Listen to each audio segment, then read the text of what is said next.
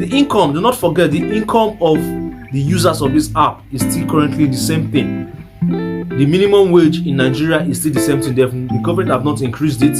Salaries of most companies, we all know that salary usually come up, increments in salary usually come up as a result of increments in the minimum wage. So minimum wage. Hey, what is going on, YouTube? What is happening, all the wonderful drivers, fantastic passengers? I must tell you, ride-sharing drivers are not happy, including myself. I must say, it's not easy. I must tell you, we know what we've been making in the past, and we know what we're making currently with these current situations, and drivers are not happy. However, I must not put a blind eye to the fact that the ride-sharing apps are trying to balance this whole situation. Bolt is trying so hard right now to be able to compensate the drivers for the current situation, although they are doing it in a way that they'll also push you to drive. They are going to push you to drive. A friend of mine sent me a screenshot of the Bolt app interface, where they are currently running a promotion to stay online for about 40 hours and complete a minimum of 30 trips. And I know how Bolt operate their promotion. They always tag acceptance rates, fulfillment rate, and all those kind of things to discourage drivers from going offline. So I think that's one part of the reason why I don't exactly like to hustle with do ride sharing with the Bolt app. They still try to restrict your flexibility, because with that kind of promotion you'll be forced to accept all rides regardless of the destination the person is going to. You'll be forced to complete all rides even if you have disputes with the rider and all those kind of crazy things. So this move by Bolt is a way of discouraging the new strike. It's a way of discouraging the proposed strike currently ongoing by most rideshare drivers. However, if you ask me, for my own observation, that strike has not been highly effective. I must tell you, one, a lot of drivers are still on the road. A whole lot of drivers are still on the road. And I'm saying, from Lagos, for example, I may say drivers are having just like maybe 15 to 20% compliance, if it's even up to that. Because with what I'm seeing on the road, to be honest, I still drive, because I consider what Uber is currently running to be a little bit fair enough. Let me use the word manageable, because they actually increased their price recently. Not too much, just something to just cushion the effect. Although I can see the effect of the price increments for some trips I do take, or at least it can still do one or two, considering the fact that every other person out there is also suffering this same increment of fueling. And we've not started seeing the increments affecting food. Just be patient, you start seeing it very soon, affecting the cost of food and commodities in the market. So I'm currently driving with Uber. Although, like always, I don't drive like from morning to into the night. So I most times just go out by maybe 8 o'clock and do some knockabout town, and then get back home between the hours of 4 and 5. Like I'm home right now, this is just 4 p.m. So what I'm trying to say is, drivers are kind of demanding for too much. From this video that I saw, drivers are kind of demanding for too much. You cannot dictate to a business owner how much he wish to charge to operate his own business. They are saying that, from what this guy is saying in the video, I'll play the video for you guys to listen and watch and see what is going on. So let me just play the video before I continue this whole video. We have this protest. Yeah, of course. What we want to do is to have. We've already contacted Arise Bills. Arise Bills will be here on Friday. NT is already here. Probably they'll come back on Friday again. We'll contact channels also. Our plan is that when we come on Friday, we will meet at the same Millennium Park. We will now make our protest. I know that they will not review all these things between now and Friday. So let's forget about what we just did. What we did is that we can come out during our news and talking to the news channel. We tell them that we actually contacted them and they did nothing about it. And it now makes more weight. So on Friday, we'll come out and we'll protest. Let me just outline the 5 things that we're protesting against. Every protest has reasons. The 5 things are: number 1, we are requesting that e-hailing apps, by e-hailing we mean rider, all of them, they should reduce their charge to a minimum of 10%, a maximum of 10%. Now the reason why we're saying is 10%, for example, both are charging 22%. When they double the price, 25 or 22.21.1, when they double their price, if they bring down their price to 10%, they'll know that they are still earning the same thing as they were earning before. But it's not fair to double the price and they keep earning 20%, now doubling their income. What are they doing? It doesn't make any sense. What are we making? What are we making? Number 2, to adjust current prices to reflect current market realities, which is 200% increase. That is adding, making it double of what it used to be. 277. Well, we're asking for 200%. Now, because 200% might be unreasonable. No, I know 277 was increased. Was increased, yes. Number 3, we're requesting that drivers should have the right to reject any trip without affecting our driver's scores and risk being blocked. Why can't we choose where to go to? Yes. It's my choice. I don't want to go to Maraba. I don't want to go to. It's my choice. And she shouldn't affect me and you block me. And safety also. My safety. Number 4 is that drivers should not be blocked unlawfully. We say unlawfully because you cannot block someone from a service without contacting him and then see what he did. Based on whatever report, just block. It's not right. And finally, the embarrassment of e-ride-hailing drivers by street stalls. They should come to consensus with them. So that is just on Friday. No one go home till Friday.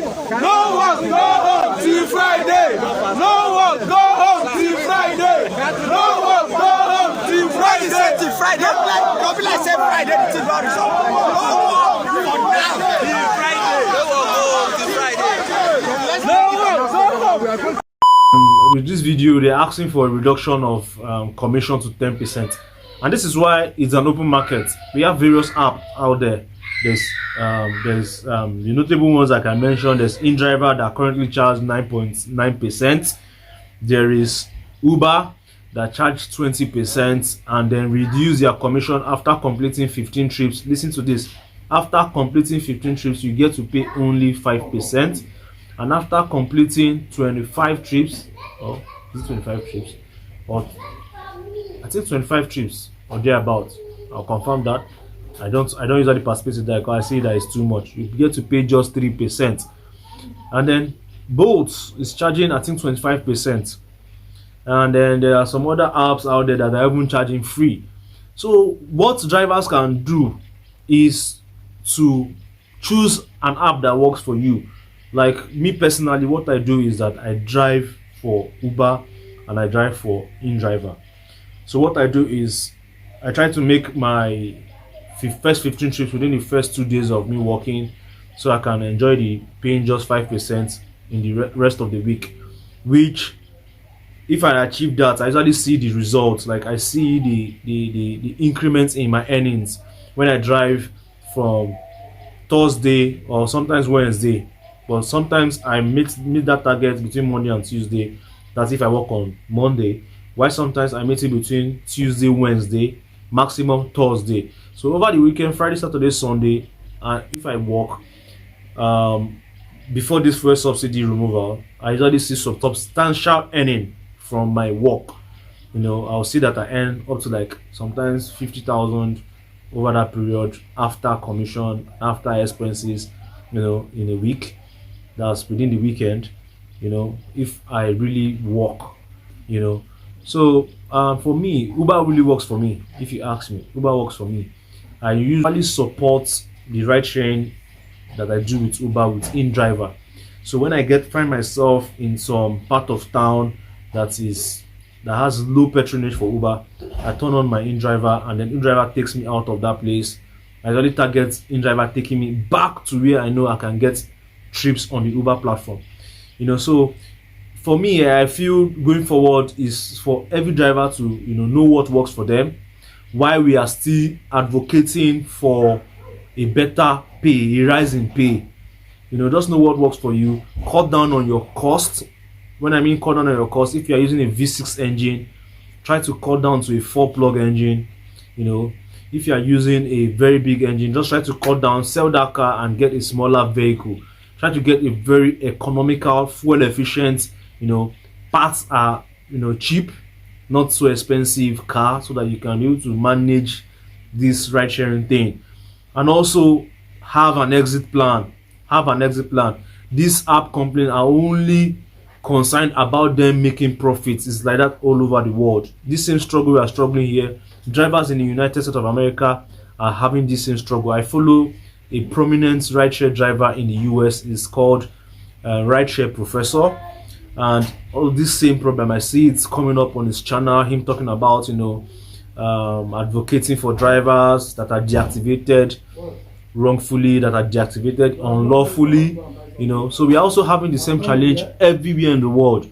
So what I will encourage drivers to do is you cut down on your expenses, try to avoid trouble, avoid any problem that will make you spend money in trade, like following one way, going against traffic rules, and all those kind of things. Also cut down on your expenses in terms of the car you use. Like for myself, I use a Honda Civic, and that was the best decision I made. Selling my Mercedes-Benz to get an Honda Civic was the best decision. Yes, the Mercedes-Benz was flashy, I was enjoying the luxury, but I'm a realist. I had to tell myself the truth. With the current rise cost of fueling, I cannot keep using a car that is a 12-plug vehicle. That car was a 12. It was each cylinder is a 6-cylinder engine. Each cylinder had 2 plugs. I had to tell myself the truth. I cannot continue to maintain and use this for ride sharing. The parts were so expensive, the shafts were so expensive, suspension works was so expensive. I had to switch to a smaller car. The car is not exactly fancy. It's a very regular car, but I know what I want. I need to stay afloat. As I am now, as I am right now, I am making plans to exit ride sharing for good. Of course, a lot of people are going to come through this place. A lot of people are going to pass through this phase, doing ride sharing. It's just a phase in life. Like I say, educate yourself, keep educating yourself, advance your education, get other skills, because they will still place rideshare drivers as low class earners. That's just the truth. We have to be blunt. They'll place you at the same level with keke drivers, with the same level with dispatch drivers. That's where they place every driver. That's why some passengers, you see the attitude they give to drivers. Sometimes they look at you like you are a misfit in the society. But you yourself, that this is just temporary. You know where you are going to in life. Where I would want to see drivers fully come out to protest, because right now I'm not seeing the effect of the protest. They say drivers are protesting, and we are not seeing. If the drivers are protesting, we are supposed to see surge everywhere in the app. There's no surge anywhere. You order a ride right now, in every platform you will get a driver.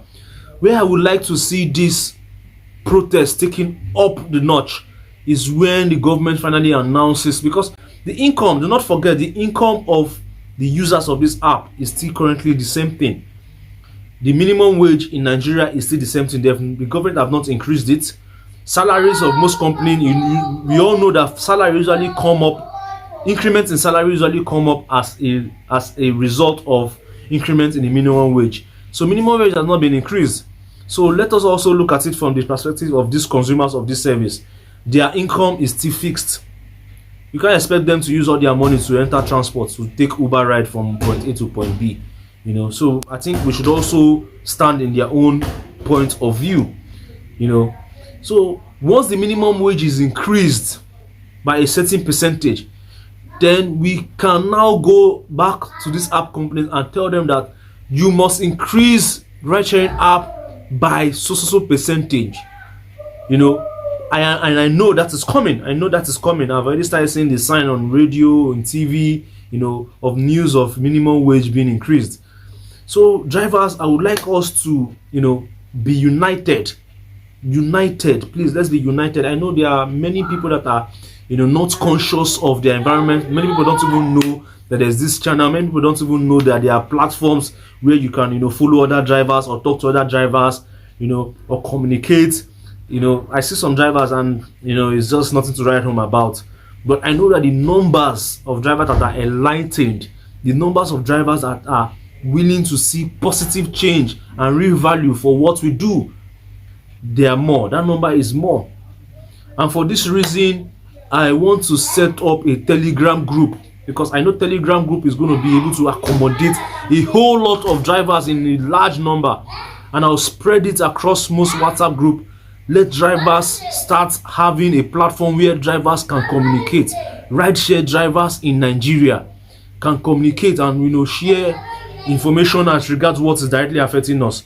So let's wait and look up to the government increasing minimum wage, because I know definitely most companies, all companies is going to comply once government say minimum wage has been increased from 30,000 naira to so amount. So we need to see the app companies also increase our own minimum wage. So, but let's see where this goes to. Let's see where this goes. But I hope you guys are safe out there.